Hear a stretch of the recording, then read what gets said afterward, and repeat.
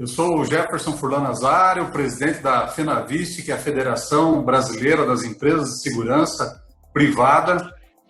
Hoje estamos aqui trazendo uma novidade para vocês, que é trazer personalidades e fazer um bate-papo para falar sobre a segurança pública e dando ênfase à segurança privada, que é o nosso setor onde trabalhamos e vivemos dele.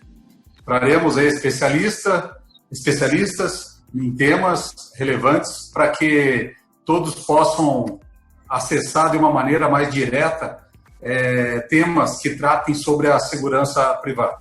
Hoje temos aqui o prazer de receber o nosso amigo, o Renato Lima, que é o presidente do Fórum Brasileiro de Segurança Pública.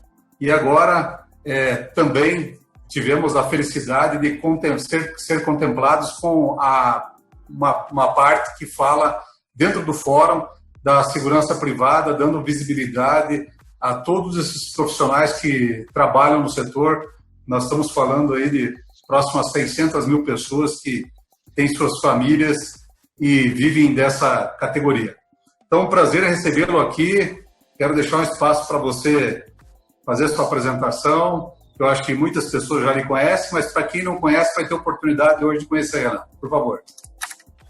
Obrigado, Jefferson, pelo convite. Importante espaço da FENAVIST. Eu sou Renato Sérgio de Lima, sou diretor-presidente do Fórum Brasileiro de Segurança Pública. Para quem ainda não conhece, o Fórum é uma entidade que foi criada em 2006 por um conjunto de, naquela época, 50 pessoas. Hoje somos 180 pessoas. Entre essas 180 pessoas, a gente tem profissionais da segurança pública, policiais de 22 das 27 unidades da federação, alguns policiais federais, alguns juízes, alguns promotores, pesquisadores acadêmicos. A administração é formado por 11 pessoas, sendo 6 profissionais da área, 6 policiais e os outros 5 especialistas, pesquisadores, professores universitários.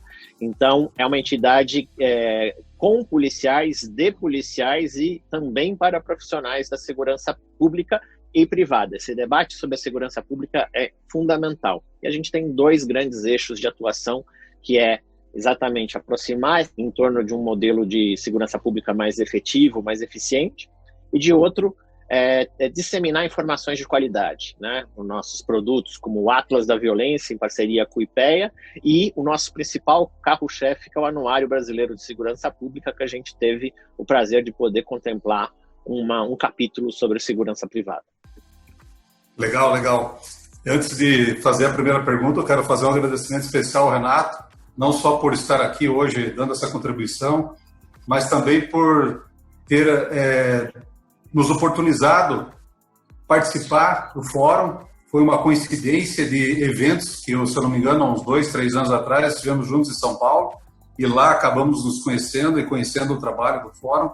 E hoje a FENAVIST é parceira do fórum e também traz sua contribuição para que todos conheçam a segurança privada também como um tema de segurança muito relevante para a sociedade.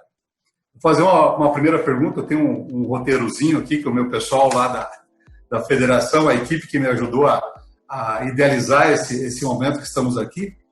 Então, eu vou seguir ele para não fugir do tema. Você é um grande estudioso da violência e da segurança pública no Brasil. Ao se aprofundar nos dados da segurança privada, houve uma mudança de percepção sobre a importância do segmento? O que você pensa? Você acha que com que você se aproximou e trouxe mais conhecimento sobre o setor?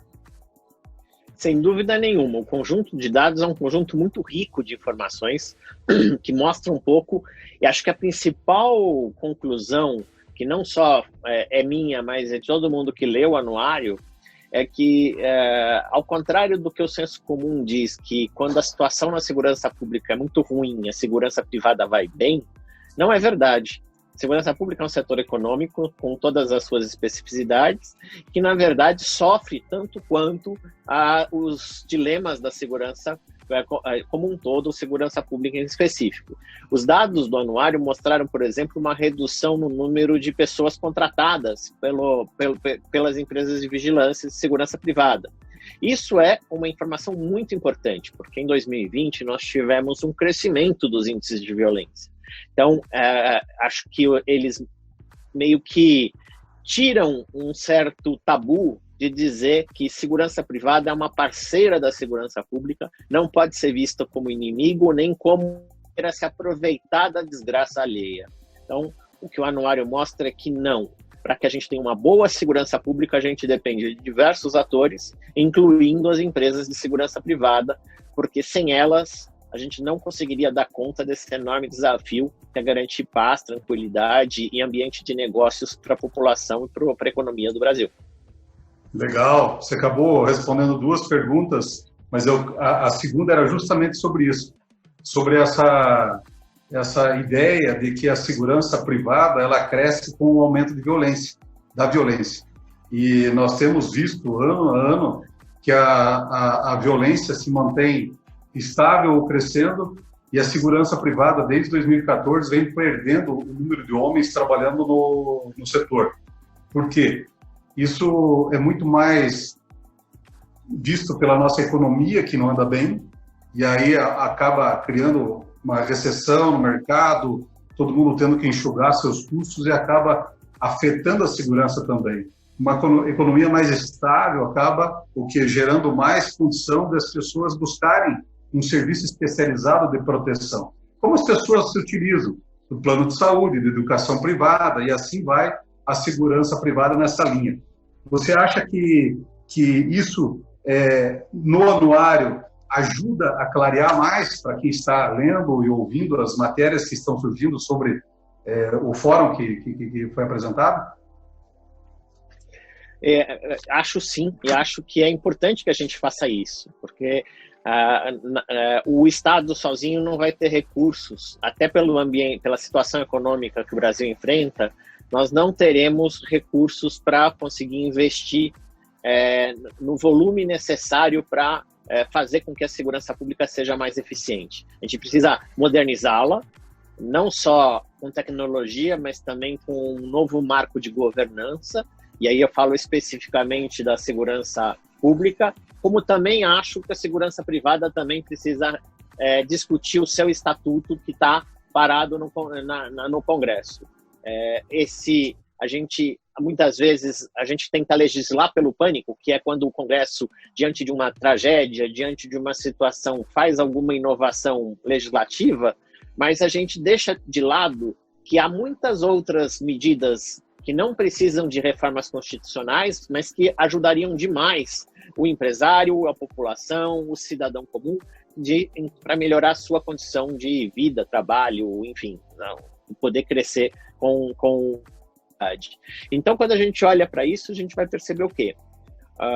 Se a gente não pensar um marco de governança onde tudo esteja integrado e, ao mesmo tempo, não seja excessivamente burocratizado, porque o que acontece com vocês hoje e acho que isso é muito paradoxal, as empresas que seguem a lei e são fiscalizadas são empresas que, de certa forma, são muito...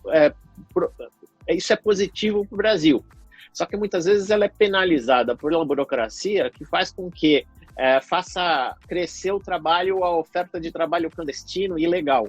Então, é isso que nós precisamos combater. A gente tem que tentar fazer com que o Estado seja mais inteligente e não puna quem está trabalhando de certo, mas que vá em cima de quem está fazendo errado, quem não está conseguindo seguir as regras e quem precisa, de certa forma, ser punido. Porque aqui fica meio que paradoxal, né? A gente vai atrás de quem está fazendo certo. Exatamente. Isso nós temos convivido diariamente. As empresas que estão autorizadas, legalizadas, são extremamente fiscalizadas. E isso acaba gerando uma margem para clandestinidade muito grande, e tanto que nós temos aí mais de 1 milhão de vigilantes formados e temos 500 mil, mais ou menos, trabalhando de forma legal, formal. O resto continua formado, se reciclando e está, de alguma forma, ou desempregado ou trabalhando num emprego similar ao da segurança, que gera todo o problema para a sociedade. Dentro disso, Você acha que falta ainda conhecimento para a segurança pública da segurança privada para a gente poder aproximar mais? Acho que não.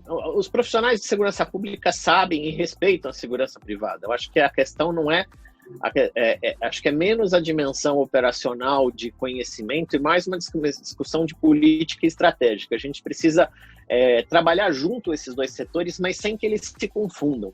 Na verdade, eles são complementares. Eles não são a mesma coisa que só oferecendo de acordo com as necessidades do mercado.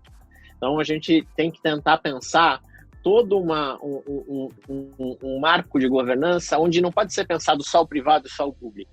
São serviços complementares que podem ajudar e, de certa forma, já tem muita expertise acumulada nos dois tipos de serviço, nos dois lados. Então, quando a gente olha para isso, a gente vai perceber o quê? A gente vai perceber que se a gente tiver uma boa regulação, se a gente tiver boas regras de compliance, se a gente tiver bastante capacidade de análise de cenários, se a gente tiver análise de mercado e, ao mesmo tempo, parceria com o poder público, dá para ter um bom nível de visibilidade e tanto o setor público como o setor privado podem trabalhar de uma forma muito articulada. Acho que é menos conhecimento e mais processo de construção de um sistema que reconheça o setor privado como um parceiro público, não como apenas para solucionar problemas pontuais ou, eventualmente, para substituir as carências do Estado. Ele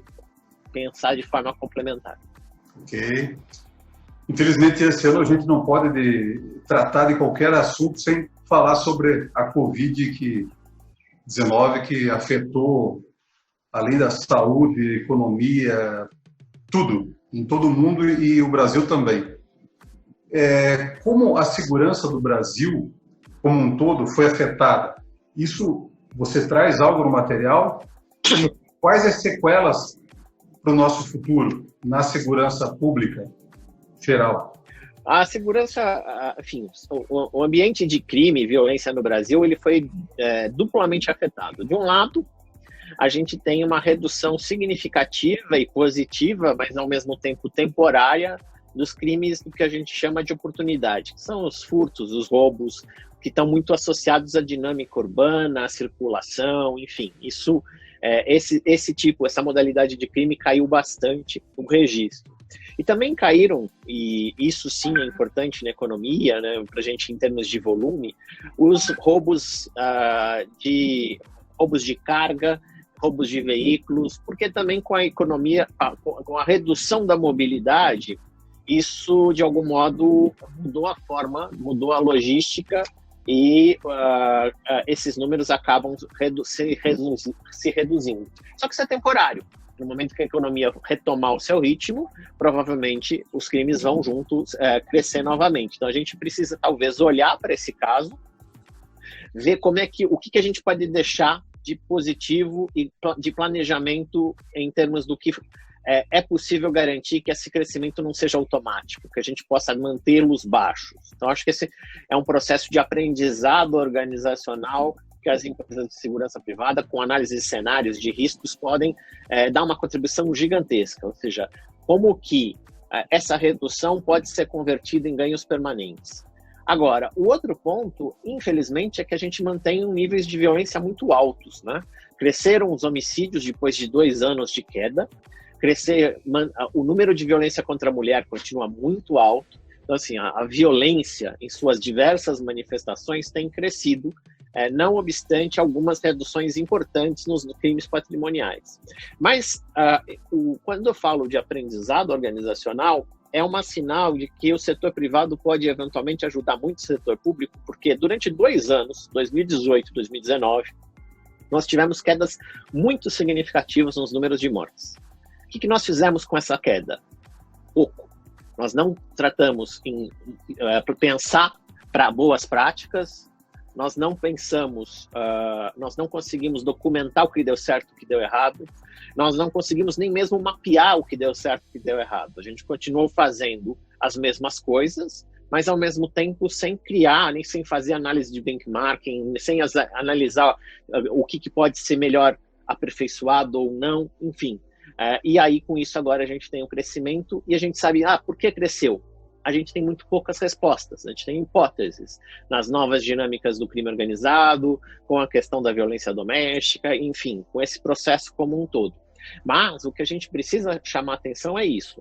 Temos um problema persistente de violência, mas também temos um problema de ineficiência da máquina, porque na tentativa de resolver o problema de qualquer jeito, a gente deixa de estudá-lo e converter os ganhos dos 2 anos de queda em uma tendência permanente, porque os crimes voltaram a crescer, os homicídios voltaram a crescer 7%. Então, a experiência do setor privado com planejamento, com estudos de cenários, talvez ajude o poder público a parar, que não é só fazer do jeito que a gente sempre fez. Às vezes a gente precisa de um freio de arrumação e pensar mesmo novos mecanismos de monitoramento, avaliação, governança. E acho que é esse dinamismo que o setor privado pode aportar para o setor público, que às vezes está muito engessado por leis e por normas completamente obsoletas, né? O quadro da segurança, a estrutura normativa da segurança pública brasileira é extremamente obsoleta. Não é só a lei que manda prender por 10, 20, 50 anos. Quando a gente vai olhar, por exemplo, que os regulamentos das polícias são anteriores a 88 e muitas vezes os próprios profissionais são penalizados por questões menores e problemas maiores passam desapercebidos. Então, acho que é um pouco esse o processo que está acontecendo.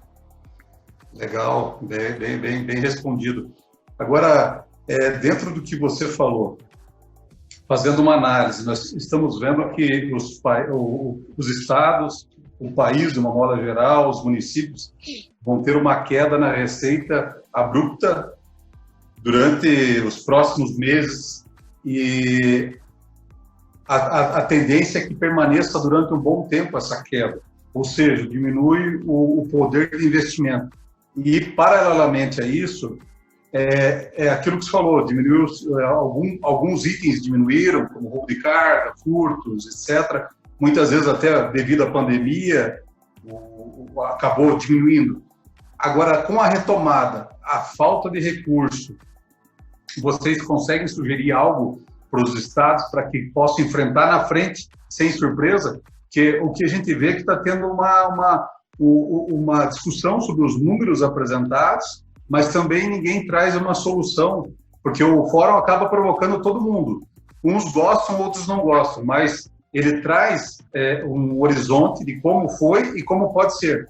E você vê assim um movimento dos estados e municípios fazendo um preparo para o futuro breve que está aí? Então, de forma pontual, vários estados estão tentando pensar como converter boas notícias em algo permanente e aprender com os erros. Então, a gente tem aí alguns estados que, de certa forma, estão fazendo a lição de casa.